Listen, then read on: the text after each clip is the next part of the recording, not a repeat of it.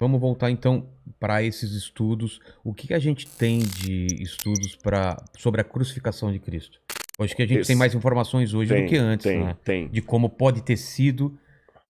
E analisa o quê? Analisa restos, relatos, porque não temos foto. Não temos foto, e esse que é o problema. Se eu soubesse que essa pergunta viria, também eu não vim de casa. Essa semana toda eu estava gravando na TV Novo Tempo alguns documentários, eu vim direto da TV para cá. Mas eu tenho lá em casa uma réplica do único osso de um crucificado encontrado até hoje. Ah, é? Só um? Só um. Por quê? Boa pergunta. Os romanos, quando crucificavam as pessoas, eles não davam a elas... Eles gostavam de crucificar. Milhares e milhares. Em Jerusalém, na época da guerra do ano 70, Flávio José, que é o historiador judeu do primeiro século, fala que eles, por dia, crucificavam 500 pessoas no entorno da cidade. E quando começou a acabar a madeira, eles começaram a pregar as pessoas em árvores, aquela coisa toda e tal. Depois aumentou para 1000. E à noite eles punham fogo nos cadáveres, às vezes. Tá. Agora, a legislação romana, que ela está explícita em muitos textos, dizia que o condenado à morte de cruz, ele não tinha direito a um sepultamento digno.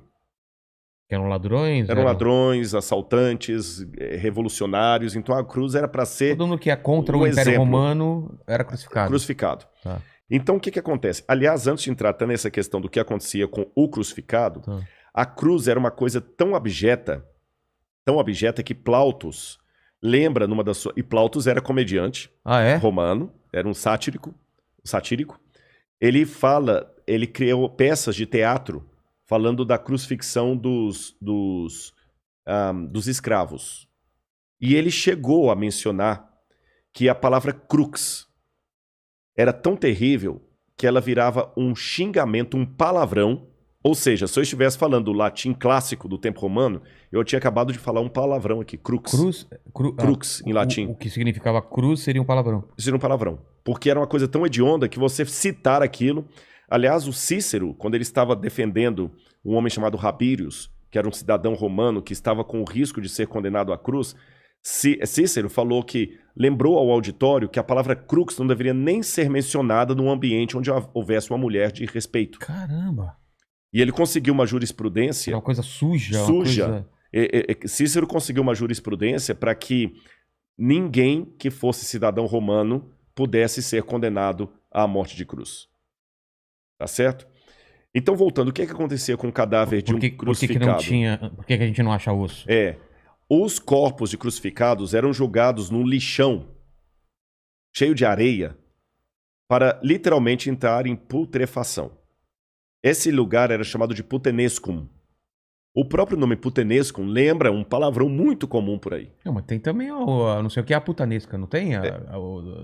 Um tempero, não sei o que. É um tempero. Não sei o que é a putanesca. Eu também não sei. Mas de qualquer maneira, em latim, essa palavra significa putrefazer. Tá. Então o corpo era jogado naquele piscinão de areia ali. Vinham abutres, árvores de rapina, comiam os restos. Era um mau cheiro tremendo. Então, uma pessoa que era crucificada nunca ia ser sepultada. Então você não acha os ossos dela. Mas eles eram esmagados? Não. Jogava o corpo lá para ir se desfazendo com o tempo. Caramba. É como se pegasse Hoje a vigilância sanitária não permite isso, mas é como se você pegasse um cachorro que morreu, pega, põe num saco de lixo e joga lá no lixão e deixa o verme comer, nem enterra. É lógico que hoje a vigilância sanitária não permite isso, mas eu digo na época não tinha. Então o mau cheiro era terrível e tinha esses lugares ali. Agora nós temos duas exceções à regra. Uma delas é Jesus, segundo o Evangelho. Ele não foi jogado nesse lugar. A outra exceção, que até comprova a possibilidade de Jesus ter sido uma exceção, foi descoberta em 1967, depois da Guerra de 6 Dias. Jerusalém foi ocupada ou retomada pelos israelenses. Eles expulsaram os jordanianos, fizeram um acordo com os palestinos, com os árabes locais, colocaram a bandeira ali e Moshe Dayan conquistou a cidade de Jerusalém. Então começaram agora a ampliar bairros em Jerusalém para fazer o assentamento dos judeus. E num bairro chamado Givat Hamivtar, que significa algo como Colina das Flores, ali, estavam construindo um assentamento judeu.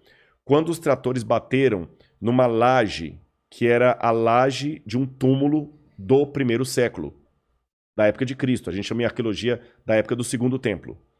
E quando abriram o túmulo, chamaram os arqueólogos, ali havia caixas de pedra, a gente chama essas caixas de ossários ou ossuários, onde a pessoa coloca os ossos do defunto. Morreu alguém da sua família, você deixa o corpo dentro ali do túmulo por 1 ano. Depois de 1 ano, você tira os ossos, coloca em caixões de pedra e guarda num lóculo abaixo para deixar o lugar bonitinho para deitar outro. Nesse lóculo havia os caixões e um deles tinha o nome da pessoa crucificada, da pessoa ali sepultada. Yochanan ben Hagakol. Seria João, filho de Hagakol. E o osso dele estava quebrado ali, a parte do fêmur, como se alguém tivesse realmente dado uma pancada. E o calcanhar tinha um prego de crucifixão atravessando. O prego estava lá? O prego ou estava tinha só lá. o furo? O prego. Caramba. Até torto assim. Sei. Tá certo? Pregão. Um pregão mesmo. Estava ali. Então foi o primeiro e único exemplar de um crucificado. Antes disso, na verdade, os judeus tinham uma superstição que a gente não sabe de onde ela vem, a Mishnah fala dela, que um judeu carregava pregos de crucificados no bolso como amuleto de boa sorte, na época de Jesus.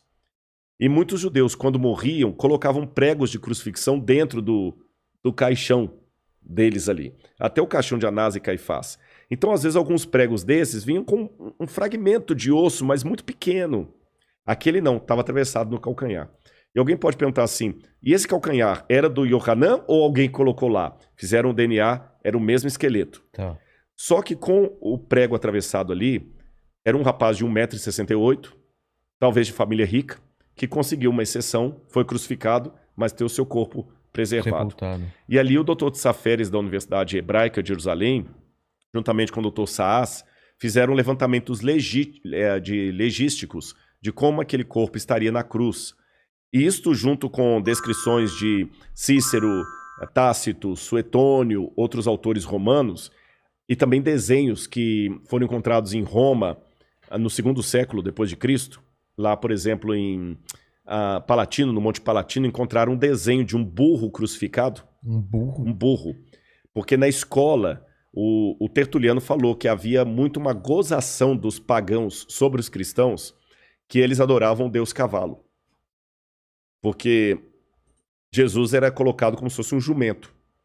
Então, na escola de Palatino, uma escola de crianças ricas, eles desenharam um grafite na parede, um burro crucificado. Como se fosse uma pessoa. Como se fosse uma pessoa com cabeça de burro. Sim. E um menino do lado assim com as mãos para cima, e escreveram assim, Alexamenos sebete theon, que num grego bem vulgar, escrito por crianças ainda na pré-escola, quer dizer, Alexamenos, uma forma talvez corruptela de Alexandre, adora a Deus. Nós temos também um desenho também que foi encontrado numa taverna de uma mulher também crucificada, de costas. Então, levantando tudo isso, o que a gente sabe? A morte da cruz era uma morte dolorosa, terrível. E essa era a função mesmo. Essa era a função, eles tinham que fazer com que ela se tornasse um exemplo. Olha, não vai cair na besteira de questionar Roma, não, que vai acontecer isso aqui com você. Não caia na besteira de questionar Roma, senão vai ser daqui para pior. Então, evidentemente que ninguém queria aquilo. A pessoa ficava, e agora eu peço licença a você e a todo mundo que está assistindo a nossa conversa aqui, que esqueçam, por um lado, aquelas imagens de crucifixo da Igreja Católica. Que é na palma da mão, né? O prego, não, assim. Até que o prego poderia ser. Poderia ser? Tem duas possibilidades. Eu achei que tinha que ser no pulso, né? Muita gente acreditou que seria no pulso, porque pensavam que se colocasse na palma da mão, rasgaria com o peso.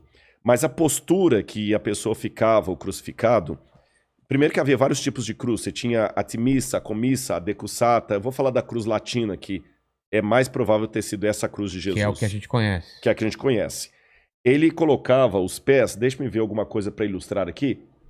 Vou pegar aqui. O que você precisa? Um canudo, não? Não, isso aqui resolve. Tá. Imagina que isso aqui é o madeiro da cruz.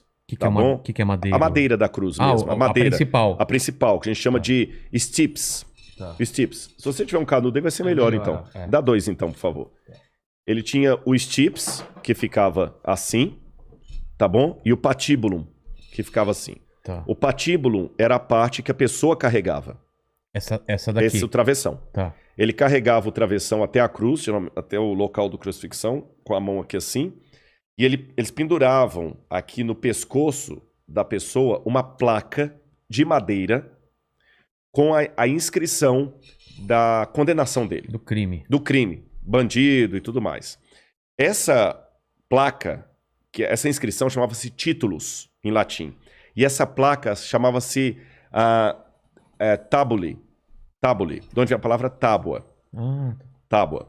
E quem escrevia a inscrição na tabule era o tabeliones. Daí que vem a palavra tabelião. Caramba. Então hoje quando você vai a um cartório de ofício, de registros, o tabelião era o cara que escrevia sentença de morte na tábule, por isso é tabelião, da tábua, escreveu títulos ali. E Pilatos também escreveu, né? Jesus de Nazaré, rei dos judeus, em latim, grego e hebraico. Mas foi uma certa ironia. Ironia com os judeus, com certeza. Então Jesus carregou aquela tábua aqui e o patíbulo, que era o travessão. Quando chegava lá, eles montavam a coisa... Amarravam, montavam, crucificavam a pessoa. Se quiser colocar aqui, tem uma câmera aqui em cima também. E aqui levantavam a cruz. Nossa. Acho melhor você levantar só para o pessoal, você já sabe onde está justamente a cruz, a câmera posicionada. Tá. Agora um detalhe, a pessoa que era colocada aqui, aí aqui eu vou precisar, só me orienta se eu estou apontando para o lugar certo.